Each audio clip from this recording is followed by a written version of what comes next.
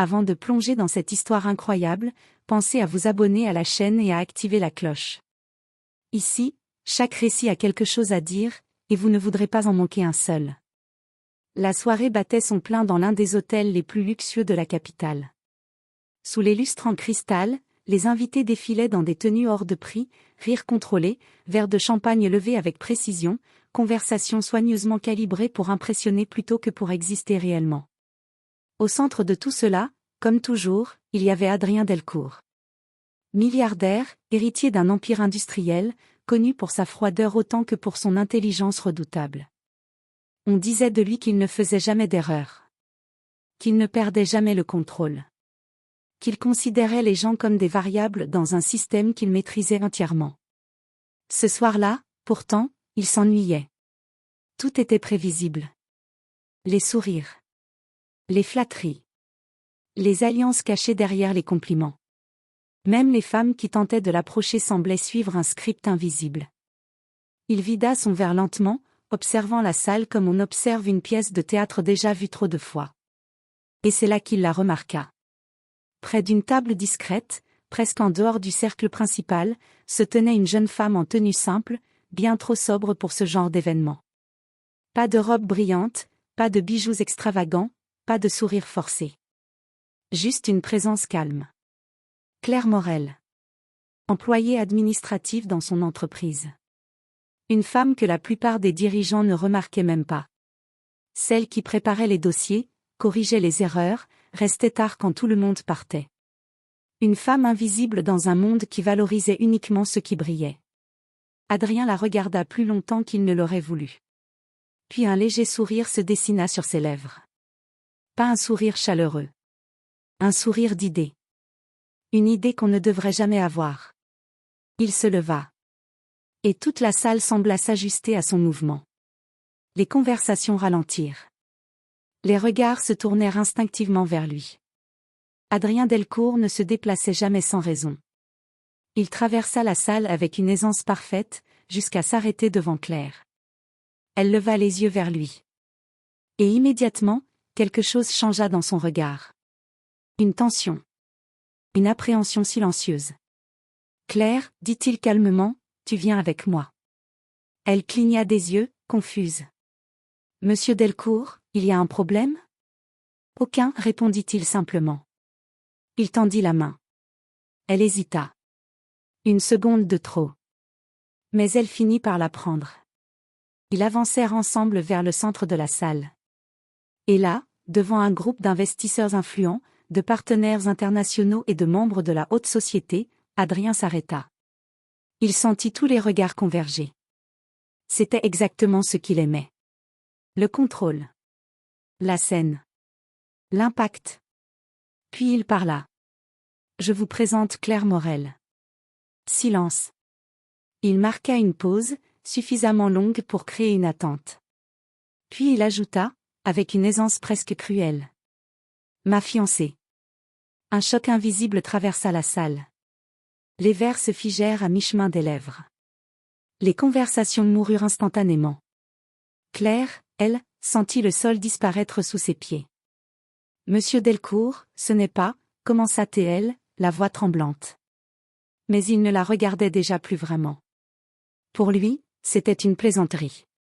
Une mise en scène. Un test social. Une façon de briser la monotonie de la soirée. Il s'attendait à des rires. À des réactions choquées suivies de rires gênés. Il ne s'attendait pas à ce qui allait suivre. Un homme âgé s'avança lentement. Le président du conseil familial Delcourt. Son visage était fermé. Glacial. Et sa voix, lorsqu'il parla, coupa l'air comme une lame. Si cette femme est ta fiancée devant tous ses témoins, alors cette union doit être officialisée.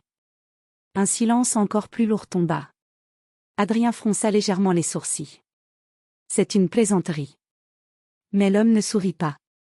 Dans notre famille, on ne joue pas avec les engagements publics. Tu as parlé. Ils ont entendu. Maintenant, tu assumes.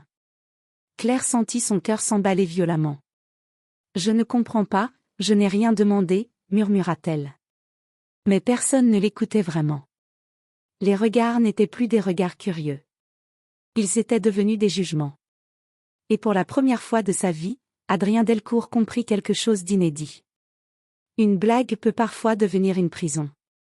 Le lendemain matin, Adrien Delcourt n'avait pas dormi. Pour la première fois depuis des années, son appartement de verre et d'acier lui paraissait trop petit, trop silencieux, presque oppressant. La ville s'étendait sous lui, brillante et indifférente, mais dans son esprit, une seule scène tournait en boucle, le regard glacé de son grand-père, et le mot fiancé qui avait tout déclenché. Il se servit un café sans vraiment le goûter. Une erreur. Voilà tout ce que c'était. Une simple sortie de contrôle. Il allait régler ça. Comme toujours. Mais à peine avait-il attrapé son téléphone que celui-ci vibra. Un message court, sec. Réunion familiale. 10 heures, présence obligatoire. Adrien serra la mâchoire. Il connaissait ce ton. Ce n'était pas une invitation. C'était une convocation. À 10 heures précises, il entra dans le bureau familial. Une pièce massive, décorée de bois sombres et de portraits d'ancêtres qui semblaient tous juger les vivants. Son grand-père était déjà là. Assis, droit, immobile. Comme une statue de pouvoir ancien. Autour de lui, 3 membres du conseil familial. Et un silence lourd, presque ritualisé. Claire Morel était également présente. Adrien la remarqua immédiatement. Elle n'avait rien à faire ici. Elle était debout près de la porte, mal à l'aise, les mains serrées devant elle. Elle portait les mêmes vêtements simples que la veille, comme si on l'avait arrachée à sa vie sans lui laisser le temps de comprendre ce qui lui arrivait. Quand leurs regards se croisèrent, elle détourna immédiatement les yeux. « Asseyez-vous, dit calmement le grand-père. Adrien ne bougea pas tout de suite. « Je suppose que c'est une blague qui a assez duré, répondit-il froidement. Un membre du conseil posa un dossier sur la table. Hier soir, devant témoins, tu as annoncé tes fiançailles. C'était une plaisanterie. Une plaisanterie publique engage la réputation de la famille, coupa le grand-père. Silence. Claire releva légèrement la tête. Elle semblait vouloir disparaître. Vous n'allez tout de même pas prendre ça au sérieux, dit Adrien avec un léger rire sans chaleur. Le grand-père le fixa. Et ce regard seul suffisait à faire disparaître toute trace d'amusement.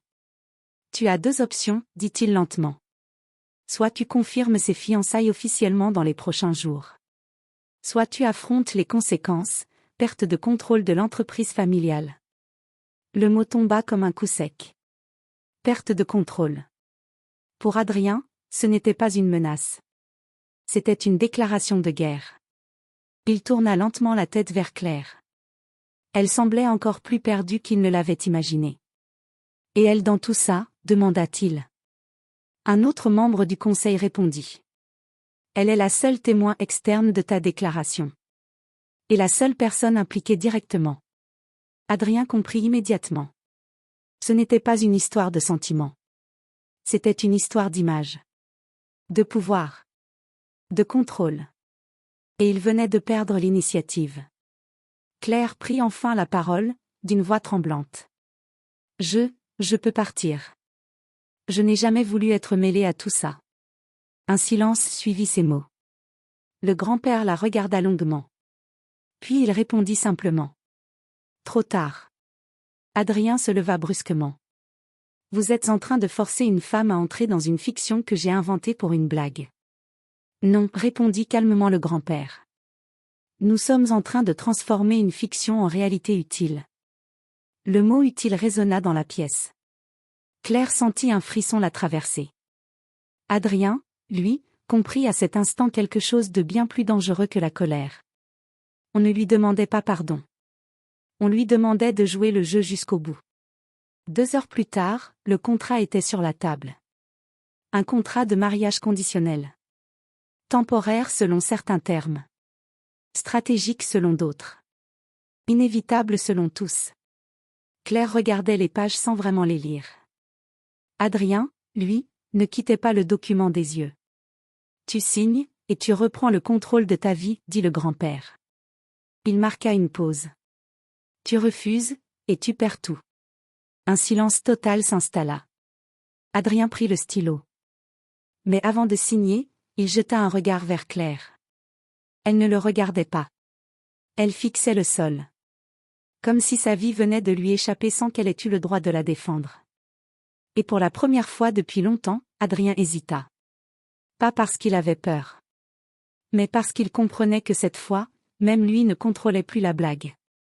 Le mariage n'avait pas encore eu lieu, mais la ville entière en parlait déjà.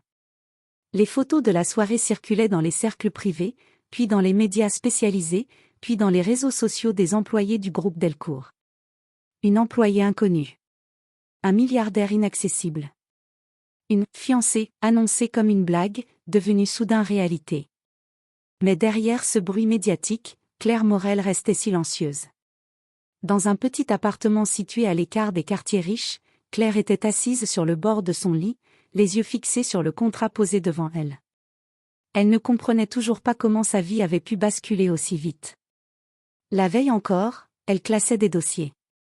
Aujourd'hui, elle était officiellement liée à l'un des hommes les plus puissants du pays. Et pourtant, personne ne lui avait demandé son avis. Son téléphone vibra. Un numéro inconnu. Elle hésita, puis décrocha. Claire Morel, demanda une voix féminine, froide et professionnelle. Oui. Nous sommes de l'administration Delcourt. Vous êtes attendu demain pour une vérification d'identité et une évaluation prémaritale. Claire ferma les yeux. Je ne veux pas de tout ça, c'était une erreur. Un silence bref. Puis la voix répondit.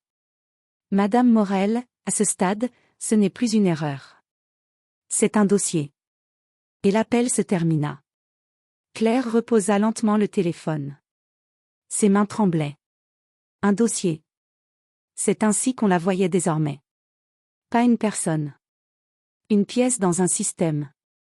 Mais ce que personne ne savait, c'est que Claire Morel n'avait jamais été une employée ordinaire. Dans les archives internes de la société Delcourt, son dossier était étonnamment propre. Trop propre. Diplôme excellent mais incohérent avec son âge. Référence professionnelle limitée. Aucune présence médiatique. Aucun réseau social actif. Comme si elle avait soigneusement effacé une partie de sa vie. Adrien, lui, commençait à s'en rendre compte. Assis dans son bureau, il faisait défiler le dossier sur son écran. Ce n'est pas logique, murmura-t-il. Son assistant s'approcha. Qu'est-ce qui ne va pas? Adrien fixa une ligne précise. Elle travaille pour l'entreprise depuis 3 ans. Et pourtant, il n'existe presque aucune trace d'elle avant ça. Il posa. Comme si elle était apparue ici. Au même moment, Claire marchait dans la rue. Elle n'allait nulle part en particulier. Elle essayait simplement de respirer. Mais elle sentit une présence. Une voiture noire, stationnée trop longtemps. Puis une autre, un peu plus loin. Elle accéléra le pas. Elle ne savait pas pourquoi, mais depuis la veille, elle avait cette impression étrange. Quelqu'un l'observait. Depuis bien plus longtemps que le mariage. Le soir, Adrien reçut un rapport interne confidentiel. Titre du document. Analyse de la candidate Morel anomalie biographique. Il le lut lentement. Puis s'arrêta sur une ligne en particulier. Aucune trace d'enregistrement familial fiable avant 18 ans. Adrien fronça les sourcils. Qui es-tu vraiment? Murmura-t-il. Et pour la première fois, la situation changea de nature. Ce n'était plus une blague qui avait mal tourné. Ce n'était plus un mariage forcé. C'était une question. Une seule. Et dangereuse. Pourquoi Claire Morel n'existait-elle presque nulle part avant d'entrer dans sa vie? La pluie tombait doucement sur la ville cette nuit-là. Les lumières des immeubles se reflétaient sur l'asphalte humide, donnant à la capitale un air presque irréel. Dans son appartement, Claire ne dormait pas. Elle était assise près de la fenêtre, recroquevillée sur elle-même, fixant la rue en contrebas. Toujours cette sensation. Cette impression d'être observée. Même quand tout semblait calme. À plusieurs kilomètres de là, dans un véhicule noir garé à moitié dans l'ombre d'un parking souterrain, un homme regardait un écran en silence. Sur l'écran, une image en direct. Claire Morel. Fenêtre éclairée. Silhouette immobile. Il ne clignait pas des yeux. Elle n'a pas quitté son appartement depuis 3 jours, dit une voix dans l'oreillette. L'homme répondit calmement. Elle commence à comprendre. Comprendre quoi? Un léger silence. Puis il répondit. Qu'elle n'a jamais été invisible. Il s'appelait Marcel Véron. Officiellement, il n'existait dans aucun registre public important. Officieusement, il était le type d'homme que même les milliardaires préféraient ne pas croiser. Spécialiste en surveillance discrète, en gestion de profils sensibles et en extraction d'informations. Mais son vrai rôle était ailleurs. Il ne surveillait pas pour protéger. Il surveillait pour contrôler. Sur son écran, une autre fenêtre s'ouvrit. Un dossier. Claire Morel, niveau d'accès restreint. Il fit défiler lentement les pages. Puis s'arrêta. Toujours aucun lien familial vérifiable, murmura-t-il. Il sourit légèrement. Comme prévu. Dans un autre bâtiment, Adrien Delcourt recevait les mêmes informations. Son assistant posa un dossier sur la table. Nous avons détecté des mouvements autour de Claire Morel. Adrien leva les yeux. Des mouvements? Des véhicules. Des schémas de présence. Elle est suivie. Le silence tomba dans la pièce. Adrien se leva lentement. Par qui? L'assistant hésita. Impossible à identifier clairement. Mais ce niveau de discrétion, ce n'est pas du hasard. Adrien regarda par la fenêtre. La ville semblait paisible. Mais quelque chose ne l'était pas. Pendant ce temps, Claire sortait enfin de chez elle. Elle n'en pouvait plus du silence. Elle marcha dans les rues éclairées, essayant de se convaincre qu'elle exagérait. Mais au moment où elle tourna au coin d'une avenue, une voiture noire démarra lentement derrière elle. Puis une autre, plus loin. Toujours à distance. Toujours présente. Son cœur s'accéléra. Elle accéléra aussi. Mais peu importe où elle allait, les présences restaient. Comme une ombre invisible qui refusait de disparaître. Dans son oreillette, Marcel Véron parla doucement. Elle est en mouvement. On la suit toujours, demanda une voix. Non, répondit-il. On la guide. Claire s'arrêta brusquement. Elle venait de comprendre quelque chose. Ce n'était pas une impression. Ce n'était pas son imagination. Elle était entourée. Au même moment, Adrien reçut un second rapport. Un détail nouveau. Une information qui changea légèrement son expression. L'homme que nous soupçonnons d'organiser la surveillance ne travaille pour aucune entreprise connue. Il fronça les sourcils. Alors pour qui travaille-t-il? L'analyste hésita. Puis répondit. C'est ça le problème, il ne semble travailler pour personne. Silence. Adrien referma lentement le dossier. Pour la première fois depuis longtemps, il sentit quelque chose qu'il n'aimait pas reconnaître. Quelque chose qui ressemblait à une faille dans son monde parfaitement structuré. Et au centre de cette faille, il y avait Claire Morel. Une femme que personne ne comprenait vraiment. Une femme que quelqu'un surveillait depuis bien avant la blague. Et une femme qui, sans le savoir, avait déjà attiré des ombres bien avant de rencontrer un milliardaire. Dans la rue, Claire leva les yeux vers le ciel. La pluie commençait à tomber plus fort. Et derrière elle, une voiture redémarra doucement. Elle ne courait plus. Elle savait maintenant que fuir ne servait à rien. Quelqu'un avait déjà décidé de son histoire. Le jour du mariage était arrivé plus vite que Claire ne l'aurait cru. Plus vite que son esprit n'avait eu le temps d'accepter l'idée. Plus vite que sa vie n'avait eu le droit de dire non. La ville entière était en effervescence. Devant l'hôtel de luxe réservé pour l'événement, des voitures noires défilaient sans interruption. Des journalistes tentaient de capturer chaque instant malgré les barrières de sécurité.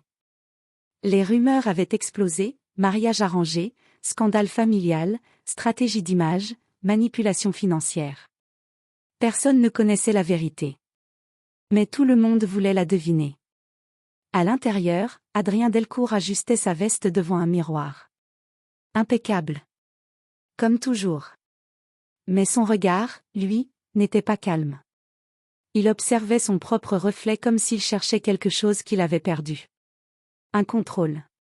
Une logique. Une explication. La porte s'ouvrit. Elle est prête, annonça un membre du personnel. Adrien ne répondit pas immédiatement. Puis il demanda simplement. Est-ce qu'elle a signé? Oui. Silence. Dans une autre pièce, Claire était debout devant une grande fenêtre. Elle portait une robe simple, choisie pour elle par l'équipe du groupe Delcourt. Trop élégante pour son quotidien, trop froide pour sa personnalité. Elle ne se reconnaissait pas. Elle avait l'impression d'être une image qu'on avait fabriquée. Une version d'elle-même conçue pour un public qu'elle ne comprenait pas. La porte s'ouvrit doucement. Une assistante entra. Il est temps. Claire ne bougea pas. Est-ce que j'ai encore le choix? Demanda-t-elle doucement. Silence. La réponse n'avait pas besoin d'être dite. Pendant ce temps, dans les coulisses, Adrien croisait le regard de son grand-père. Le vieil homme était assis, calme, comme toujours. Tu comprends maintenant, dit-il. Adrien répondit froidement. Je comprends surtout que vous avez transformé une erreur en spectacle. Son grand-père ne réagit pas. Les erreurs publiques deviennent des outils publics. Adrien serra légèrement la mâchoire. Et si je refuse? Un silence lourd. Puis la réponse. Alors tu perds tout ce que tu crois contrôler. Dans la salle principale, les invités prenaient place. Des hommes politiques. Des investisseurs. Des figures de la haute société. Tous présents pour assister à un mariage qu'aucun d'eux ne comprenait vraiment. Les portes s'ouvrirent. La musique commença. Claire avança lentement dans l'allée. Chaque pas semblait plus lourd que le précédent. Les regards se posaient sur elle comme des jugements silencieux. Elle ne cherchait pas Adrien. Elle cherchait une issue. Mais il n'y en avait aucune. Au bout de l'allée, Adrien l'attendait. Immobilité parfaite. Expression contrôlée. Mais ses yeux la suivaient avec une intensité différente de la veille. Moins amusée. Plus attentive. Quand Claire arriva près de lui, un silence étrange s'installa. Le prêtre commença la cérémonie. Les mots résonnaient dans la salle.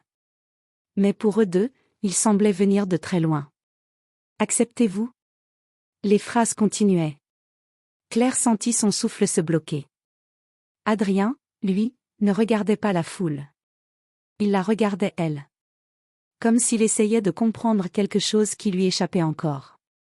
Puis vint la question finale. Silence total.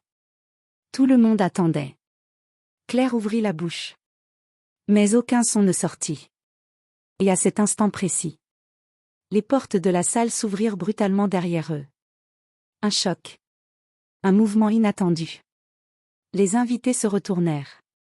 Un homme entra. Calme. Imposant. Et totalement inconnu de la majorité des personnes présentes. Marcel Véron. Son regard traversa la salle, puis se fixa directement sur Claire.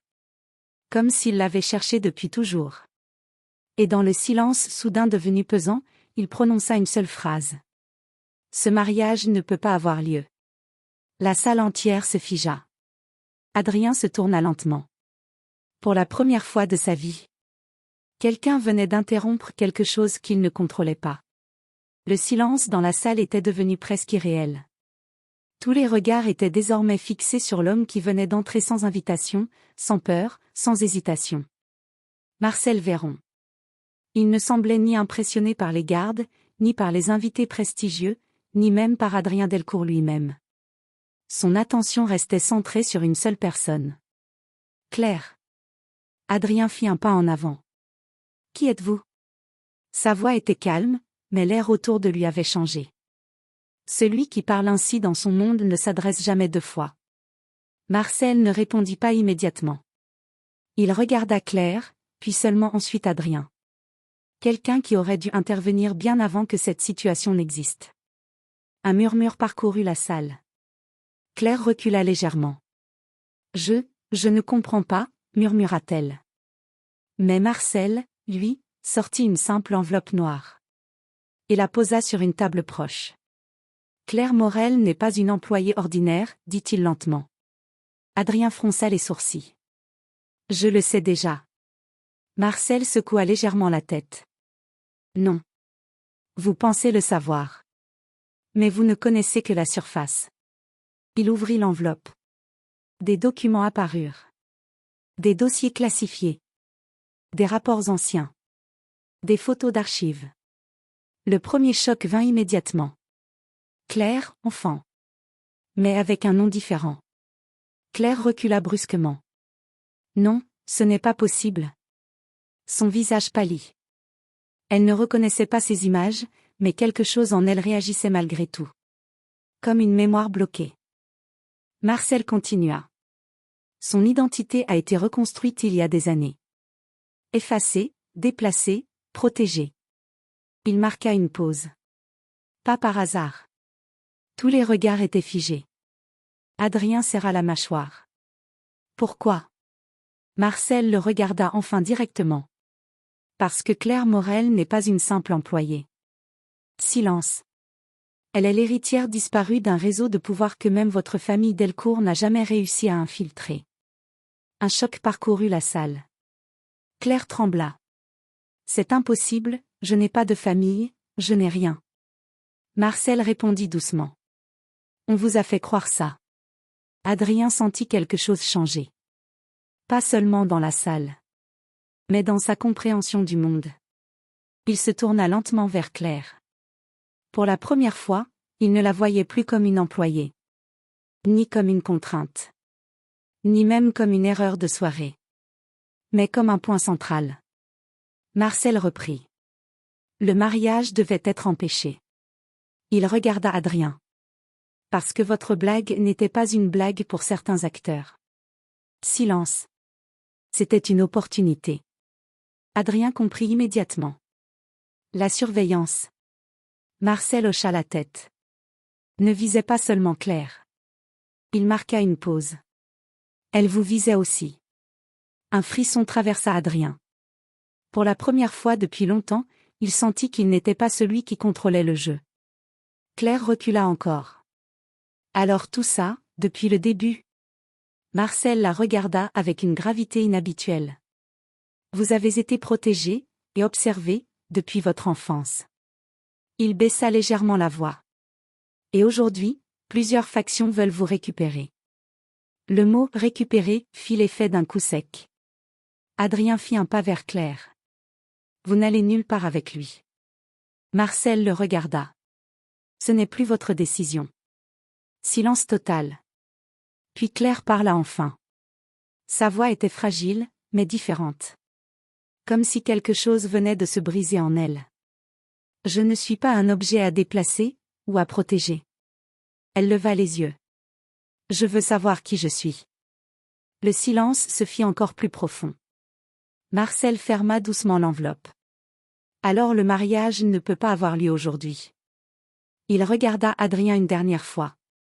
Parce que maintenant, ce n'est plus une histoire de contrat. Il se tourna vers la sortie. C'est une guerre. Et sans un mot de plus, il partit. La salle resta figée. Les invités n'osaient plus respirer. Le prêtre avait reculé. Les caméras continuaient de tourner, sans que personne n'ose les arrêter. Adrien resta immobile. Puis il tourna lentement la tête vers Claire. Elle tremblait encore. Mais elle ne fuyait plus. Et pour la première fois depuis cette fameuse blague, il comprit quelque chose de fondamental. Ce mariage n'avait jamais été une erreur. C'était le début. Et Claire Morel n'était pas la fin de son contrôle. Mais le début de quelque chose qu'il ne pouvait plus arrêter.